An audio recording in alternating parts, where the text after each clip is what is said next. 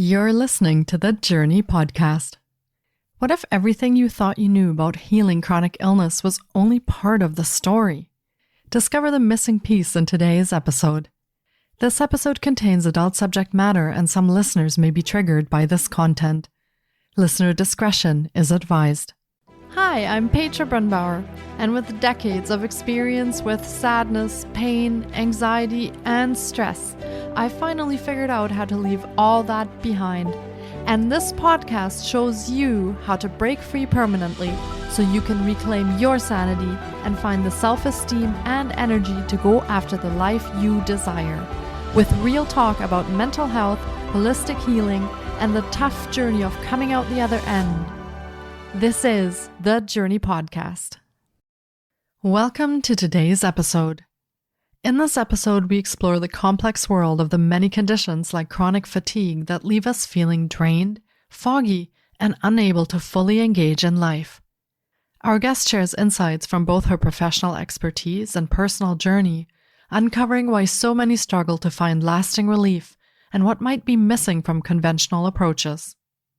Dr. Jōrni Tufenkian, a licensed naturopathic physician with 2 decades of experience, specializes in empowering health-conscious professionals to conquer long COVID and ME/CFS fatigue.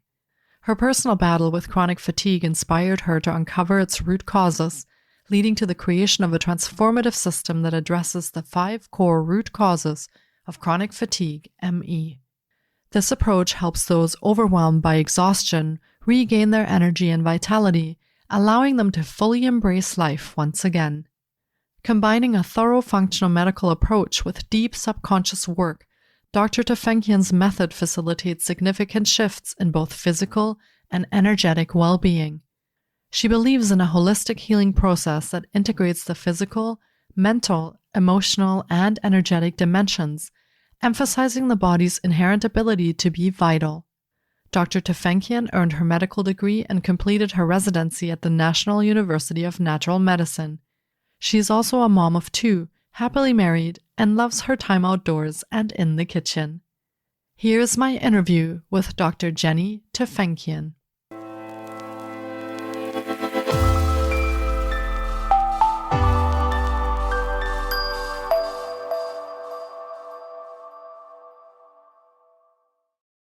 Hi, Dr. Jōrni. It's so great to have you on the podcast today.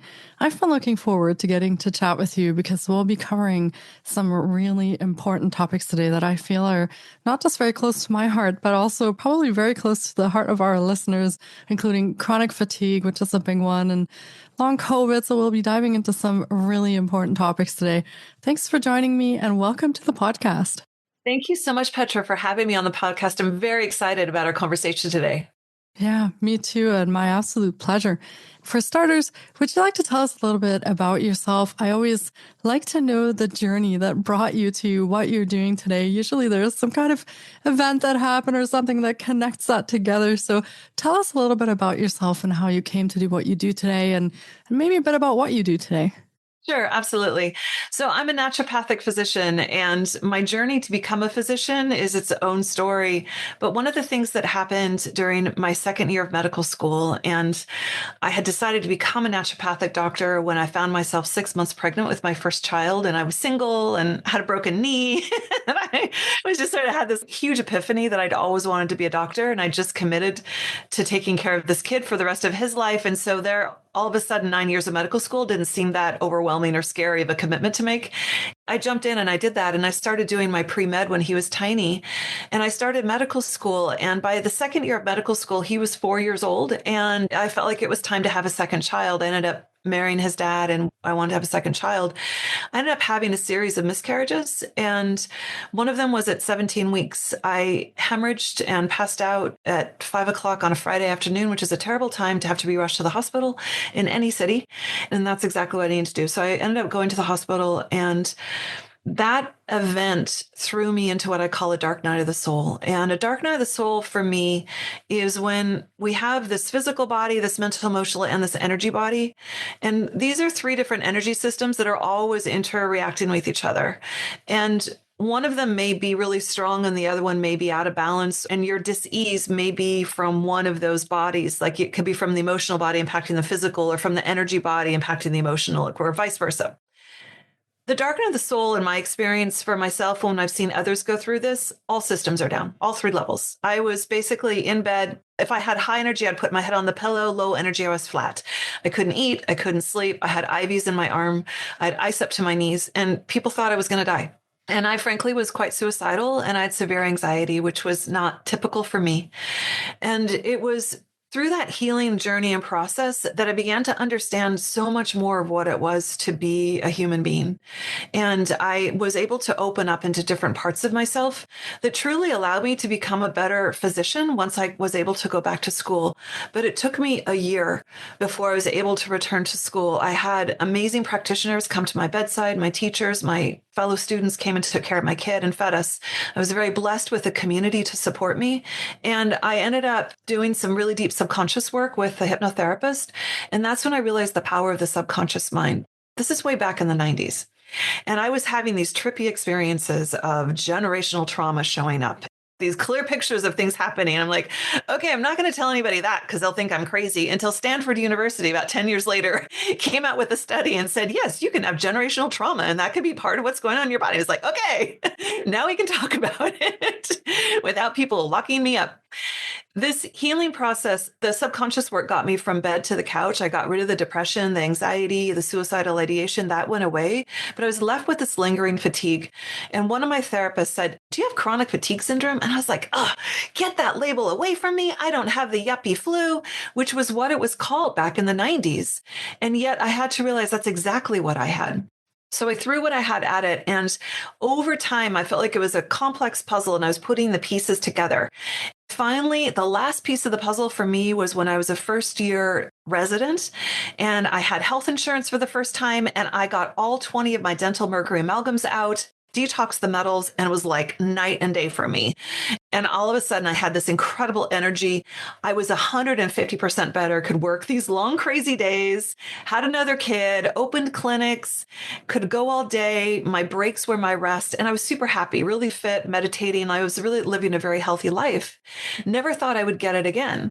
And the patients that I saw, I knew that the really complex, really sick patients, I could be there with them. And I knew there was always this possibility of healing because of my journey. And yet I didn't find that what I did fit everyone, but I'd fit some people, but not everybody. Fast forward 10 years later, I have an injury, leads to another injury. All of a sudden, I'm not sleeping. I'm going through perimenopause. I'm in severe pain. And I start sliding so fast down back into that same pit. I had no idea I could relapse that fast, which is where I learned relapse is always possible. And you need to know that, and you need to have your toolkit ready to stop it. This time, my family was 100% dependent on me financially. If I was to stop working, go back to bed like I did before, we would have literally been in bankruptcy. I had clinics with overhead. Stopping wasn't really a possibility. So I just researched. I literally was up at 3:00 every morning and just was in PubMed and following all these little trails. What's causing this myalgic encephalitis, chronic fatigue? Why am I so tired? I think I even typed that into the computer one night, really, when I was tired. Why am I so tired? I need an answer, Oh, holy Google, please. Here I'm a doctor, right? 17 years of practice. And I'm like, oh, holy Google, I'm so desperate. It's 3:00 in the morning. I just want to sleep. And it was really interesting because usually when I was tired, my kid needed me, my clinic schedule, everybody would cancel on me. And it was such a clear universe telling me I need to rest, recharge, somebody else needs me. I expected that to happen because frankly, I was really sick. And yet the opposite happened. My clinic was filled with droves of people. I walked out to get a long weekend and my front desk was like, sorry, you're booked out for the next 4 months. I'm like, what? I had no idea. And all of these people had chronic fatigue, myalgic encephalitis, fibromyalgia.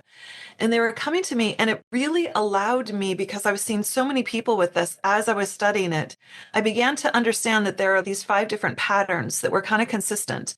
And I was able to start seeing that there's, in general, 5 different root causes you can rule in or rule out for people with these conditions. And as you rule in and rule them out, people start feeling better as you start to address these one at a time. This was when I then developed the system that I then went on to teach doctors, and I've put on programs and things like that. When the pandemic hit, I was really very concerned and actually shot a video in the early part of the pandemic saying, you know what, we're going to have a second pandemic. It's called chronic fatigue myalgic encephalitis, because one of the root causes is stress and the other root cause is virus. And here we are in this worldwide crisis. And indeed, of course, we got this long COVID. I ended up getting long COVID towards the end of the pandemic myself. And because I had sort of a classic setup for that. And I really think that I really see these conditions as you can have a setup that made you vulnerable to having this one, whatever the one incident is that puts you into your body, into this complex, dysregulated thing called chronic pain, called brain fog, called chronic fatigue, called dementia, because they're all the same. This is what I see this condition as being. And it has become my real passion to get the information out to clinicians, to people who are struggling with this condition, to family members, what it is that you can do, because I think it is a lie when doctors say there's nothing we can do for you. There's so much we can do for you. The challenge is that you're unique and you're different, and why your body is doing this is different from somebody else's, which is overwhelming to a medical model that's used to everybody gets the same peanut butter and jelly sandwich. And if you don't like peanut butter and jelly, sorry, that's kind of what we're doing today. That's just not how it rolls in a real human being. We really need to embrace the individualized medicine for folks and empower people to learn how to take care of themselves or advocate for their own health. Yeah. Wow. Thank you for sharing that journey with us. And I love hearing your passion around the subject, because just in my own experience, there are so many people who are experiencing some form of what you've been explaining and can't find an answer and can't find a solution or even a medication or anything else that helps them out of this. And a lot of them, like yourself, actually end up not being able to function anymore. And that obviously has very dire consequences, not only for their own health, but for their families, for their relationships, for their work, and everything that ripples from there. So approaching this from a different kind of perspective and really individualizing this, I think, is absolutely the way to go. And I'm so glad to see that more and more physicians actually are also coming to that conclusion and looking at this a little bit from a different angle than maybe the traditional medical model proposed from the beginning. So we're learning more, we're seeing more things, and that's a good thing, I think, integrating those. Now, you talked about 5 root causes that you kind of observed and found out, and you mentioned 2 of them. What are some of the others that you've come across, and why is it important to find these root causes so that we can categorize people, or can we help them differently in those cases, or how do we apply these root causes that you find? Yeah, it's a great question to ask. What's the point of this? And I have to say that this is where I come. I'm a clinician. I only want to talk about stuff. I only want to do things that make a difference in people's healing journey. The theories are great and they help us and they can be insightful for us, but I only integrate them if I can see them having impact in myself, those I love, and my patients and clients. Everything I'm talking about is clinically useful, and that's why I do it this way. So what I find is that this condition, when people have it, it's so overwhelming because there's so many symptoms and they change throughout the day or different days. Your pain moves around, your fatigue is good one day, you're crashed out the next day, your stomach is okay one day, the next day you have got diarrhea or constipation, you can't figure out why. Is it what you ate? Or is it because of the thoughts you were having in your head? Like, what's doing what? And it's overwhelming for most practitioners because, again, they're not trained in their 5 or 7 minutes they have with you to be able to figure out how to decipher this, because there isn't a test for this condition. So they have no way of getting objective data to say, yes, you have it, or no, you don't, and what we're doing is improving. So what I've done is I've created these 5 different root causes and created an algorithm where you can ask certain questions and match up certain symptoms and then do testing for some of them, where we have testing to confirm what your clinical suspicion is, or if you think you have it, if you're just taking care of yourself. And so the value of this is it kind of untangles this ball of confusion, or like a ball of yarn that's with all the knots in it. And you're just like, I don't feel good. What am I supposed to do? Me typing into Google, that's that ball. Like, I'm desperate. I don't know what to do. Take that ball. these different root causes begin to unwind that. So you can begin to look at it and go like, oh, okay, I probably have some of this root cause, and I probably have some of this root cause, and maybe a little bit of this one. And then you can start to say, which is the root under the root? Is there one that we take care of this first? It might help unwind the other ones as well, which is often the case. So this is really a clinical tool that you can use even as an individual if you want to. The first root cause is looking at what I call the gateway root cause, which is the hormone triangle of that adrenal gland, the thyroid, and the ovary or testes. And this triangle wants to work in harmony in the body. If one is out of balance, it'll pull the other ones out of balance. And that adrenal gland is really the one that drives it the most. And so many of us are on the stress express in this world today, 24/7, trying to figure things out, aware of all the crises all around the world, and yet can do nothing to burn through those stress hormones. We can't actually go run and put out the fire in the building that's halfway around the world. We just have to watch it on our screens and go, oh no, people are hurt. There's a lot of things that happen in our bodies that cause a stress response right now, and that gets out of whack. So I call it the gateway root cause.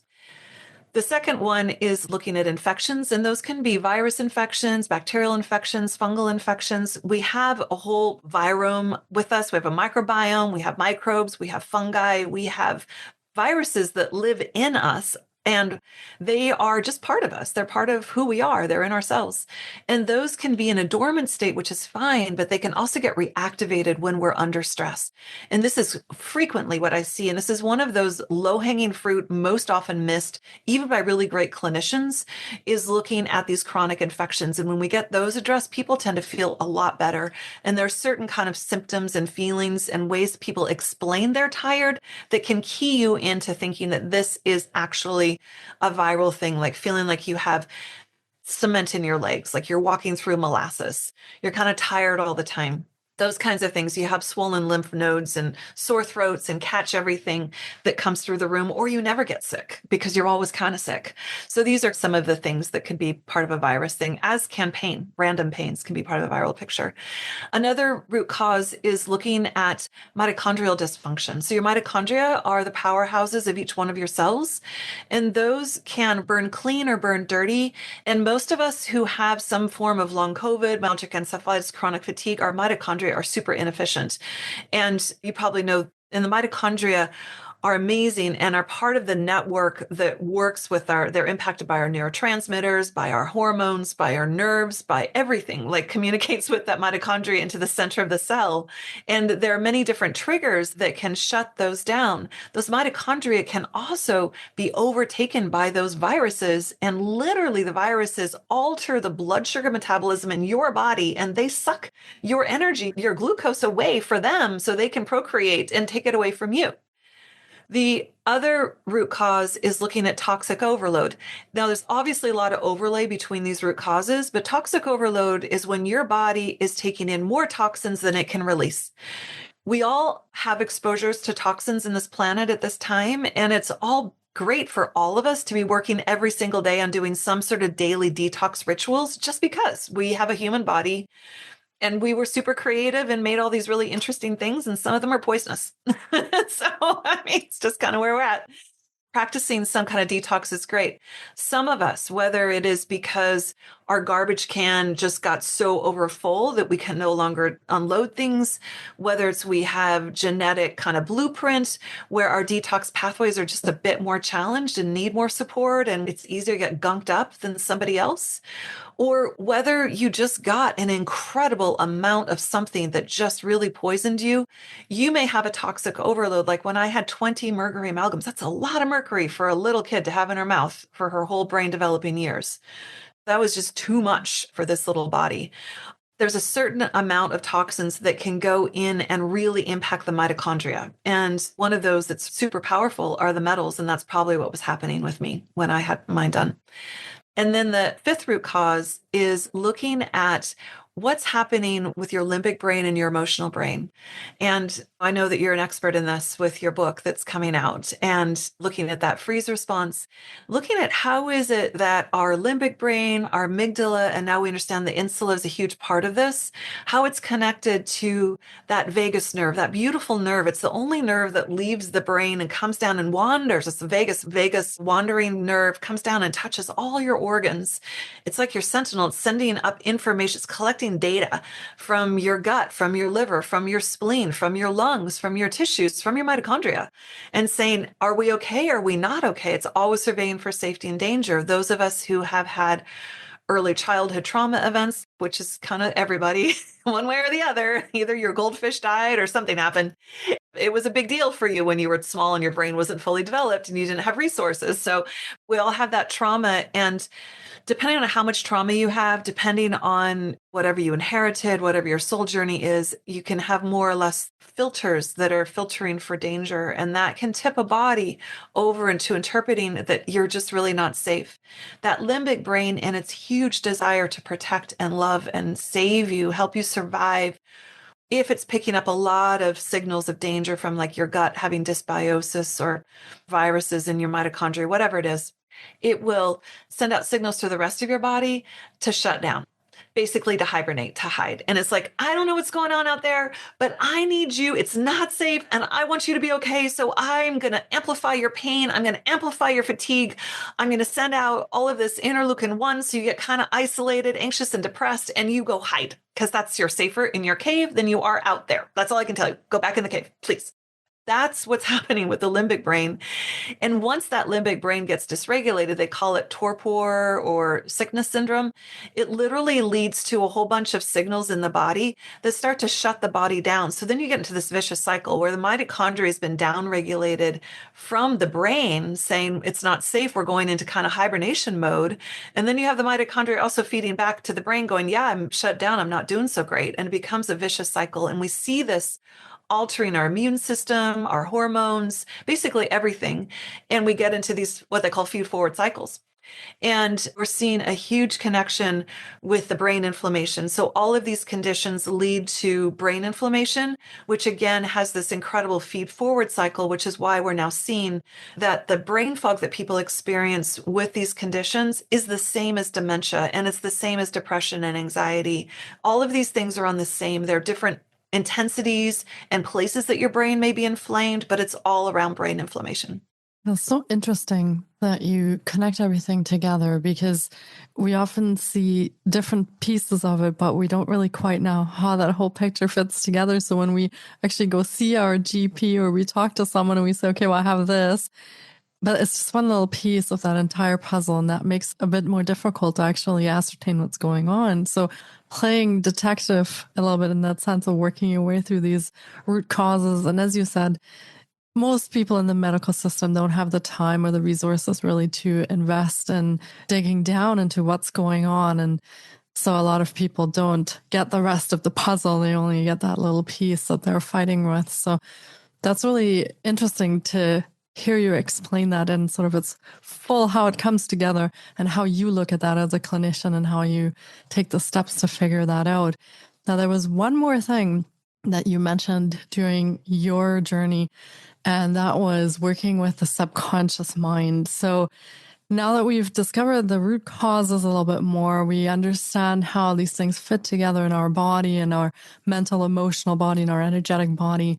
Where do we bring that work with the subconscious mind in? And is there any research to back this up, or how does this all come together when we're talking from a clinical perspective? How does this all come together to help people with, for example, chronic fatigue or long COVID or things like that?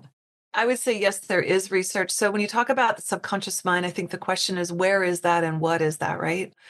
Whenever I think about the subconscious mind, I say, imagine a pie and imagine the skinniest slice of pie ever, which is 5% of that pie. You would be very sad if somebody gave you 5% of a piece of really delicious pie. That's your conscious mind. The rest is subconscious.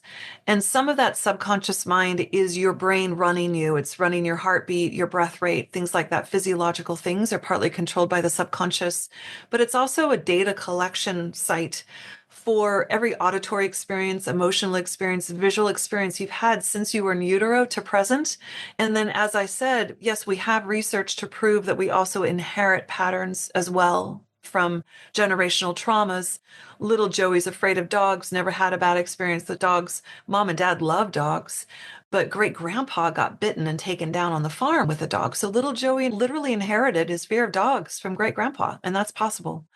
I think we have so much more understanding of the somatic body from the work of all these amazing people, that researchers and clinicians. The body keeps the score. I mean, looking and seeing how really the body is part of the subconscious mind. I mean, we hold visceral memories of experiences in our body, and that is there too. So your question, how and where does this fit in? I mean, I can again go back to answer that as a clinician and as somebody who experienced this myself, so that those of you who are listening can say, is this for me to get help here or not? I mean, what I would say is, in my experience, when I was crashed out in bed and why this helped me so much, I have a very analytical brain and I'm very perceptive. I went to some brilliant therapists in my past.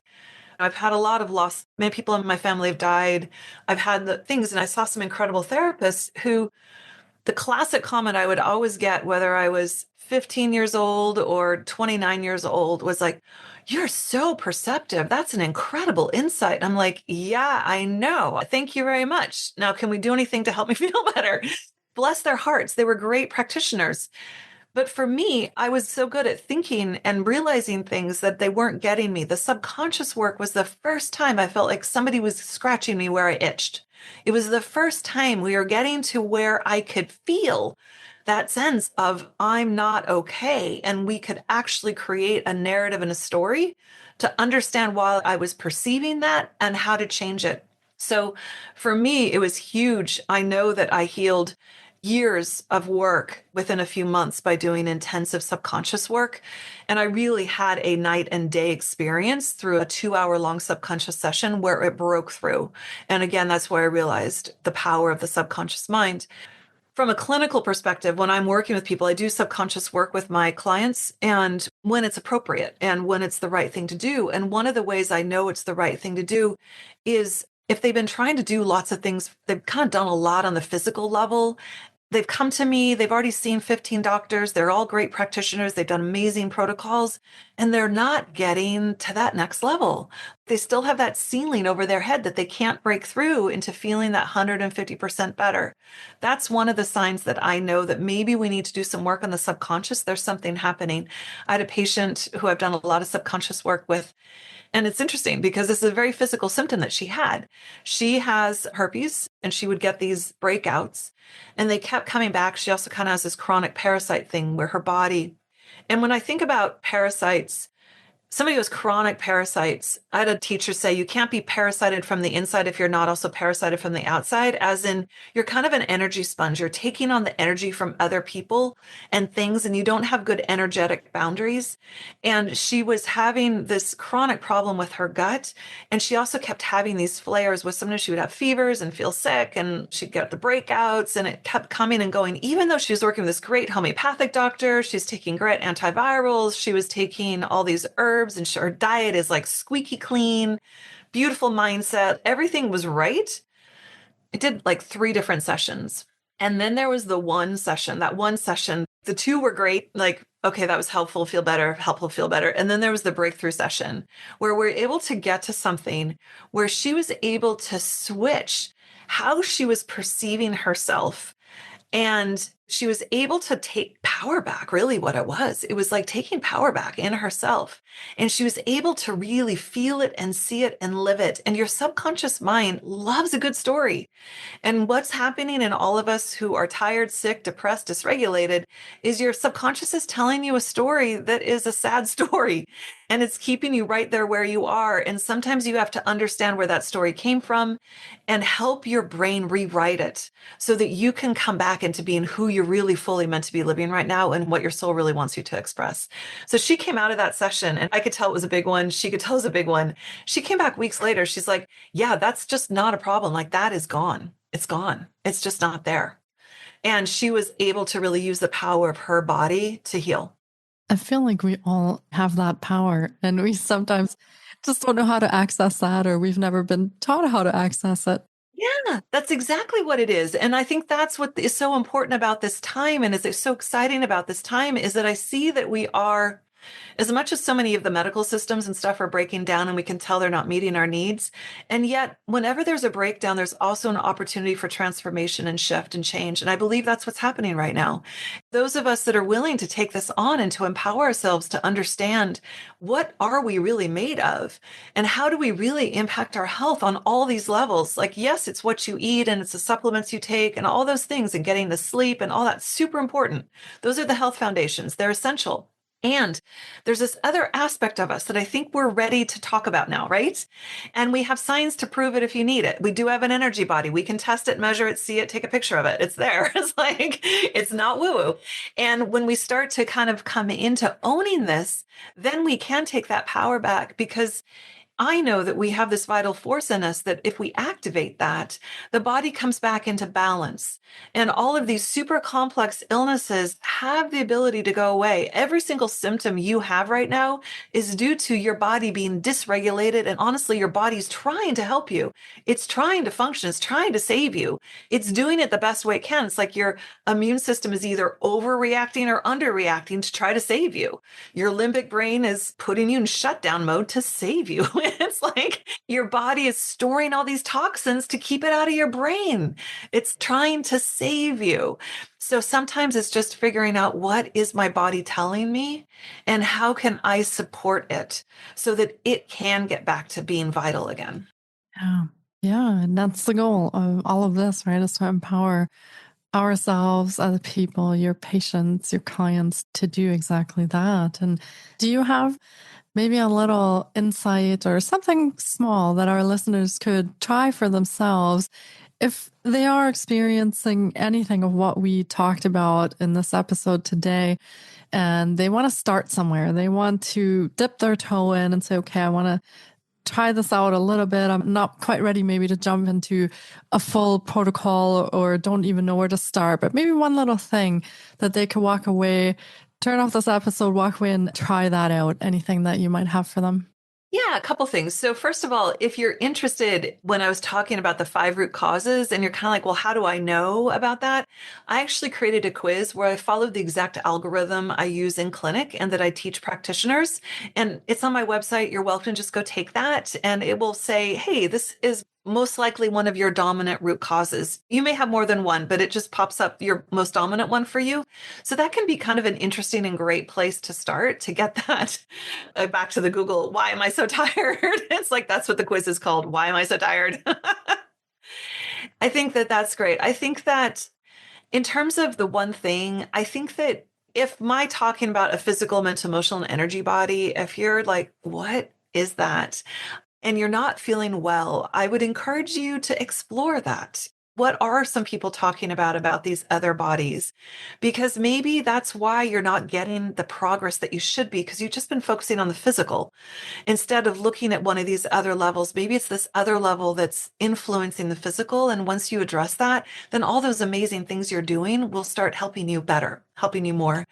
And then if you're on the other side where you're just like, oh yeah, I totally know about this physical, mental, emotional, and energy body, my question for you would be, if you just sit with yourself, what comes up as being the next best step? Because I think sometimes, even when we have so much awareness, if we're not getting the results we want, we're probably stuck somewhere. And if we can just take a moment and be quiet and ask, then our higher self will let us know in terms of where it is and who it is that you need to reach out to get support if you need guidance with it. That's beautifully put. And listeners, something for you to try when you finish this episode and you want something to do in your own lives. Go take the quiz, find out what your dominant root cause might be, and sit with yourself, find out what comes up for you. Where could you start? What's a good starting point for you? And of course, more research if you're not familiar with the different kind of bodies that we talked about. But the awareness, I feel, is a big key. So the more you can learn, the more you can inform yourself, the more you can make these decisions for yourself that will help you with what you're experiencing. So thanks for all of that. Super interesting. And I hope our listeners will find some ideas on where to start and what we just talked about as well. Now, do you want to let our listeners know what it is that you offer? Do you offer programs, services? Do you have anything exciting coming up? Share with them how they could connect with you. Yeah, absolutely. I do have something incredibly exciting coming up actually right now that I would love to share with you, which is actually today we are going live with a summit that I've been working on for months and months, where I brought on over 40 experts this is a left brain, right brain summit in terms of these are esteemed peer-reviewed researchers. If you put their name into PubMed, it's like 6 pages of their papers come up kind of people. They're in the textbooks that all the physicians are reading, and clinicians that are on the ground like I am working with these complex cases. And we're also talking about this emotional and the energy body from a scientific perspective, from a healer's perspective, from a shamanic perspective. So it's really a very full-rounded, comprehensive picture. And I highly recommend that you check that out. It's free. You can just go onto my website and sign up, and you'll start getting the videos delivered to your inbox every single day for the next 7 days. You really don't want to miss this. And I would encourage you to share with others. My vision is that we can impact 400,000 people with this summit, because we know that there's 400 million out there with long COVID, let alone all these other conditions. So my vision is that we start having that ripple effect begin now. So if you know somebody else who's struggling with this, please share it with them. It would mean so much to me and to them. In terms of finding me, drjennitufenkian.com is my website. That's drjenny, Jenny, Tufenkian, T as in Tom, U, F as in Frank, E, N as in Nancy, KIAN.com. And I work with people. I bring on a few people and do one-on-ones with them, where I bring them on for a period of time and we go really deep. And I'm able to work with people all around the world. I'm a primary care physician in some of the states in the United States where I can order labs and order medications for you if that's necessary. If you're interested and you think you might want to work with me one-on-one, you can definitely fill out an application, and I'll read your application myself and I'll get back to you and we can schedule an appointment to talk and see if it's a good fit. I have an incredible group program with the most amazing beings in there. And we get to meet multiple times throughout the month. And there's an online course that goes along with that. That's our curriculum. And we are able to come together as a community and support each other in our healing process and have an incredibly good time with it. So if you are starving for community, you want to have answers, and that's a great way for you to learn, then I highly recommend you check out the group program as well. Sounds wonderful. And of course, we will be linking to all of Dr. Jenny's offerings in the show notes as well. So be sure to check there for how you can connect with the upcoming summit, how you can connect with her if you're looking to actually work with someone, if you're having challenges in your own life and you want to be part of a group program. All those options are available for you. You just have to go and check the show notes and we'll connect you there. And Dr. Jenny, thank you so much for joining me today and for spending this past half hour with us on a topic that you're extremely passionate about, but that I also believe is so important that we keep talking about, because so many people are affected by a lot of the things we talked about today. So thank you for making time for us. Thanks for sharing your wisdom and everything that you've discovered as a clinician so far. And thanks for joining me today. I truly appreciate it. Thank you so much for having me. It's been an absolute pleasure. Yeah, absolutely. And all the very best with the summit. I can't wait to tune in. It sounds like a wonderful event. So we'll see you there. Hopefully we'll see all the listeners there as well. Take care, everyone. And thanks, Dr. Jenny. Take care. Bye. Thank you so much for taking time out of your day to listen in. If you enjoy the Jōrni Podcast, please support us by subscribing, sharing on social media, and leaving us a review. We appreciate you. And you can find more of The Jōrni on Facebook, Instagram, TikTok, and our website, thejorni.com. Sending you love and courage, and see you next time.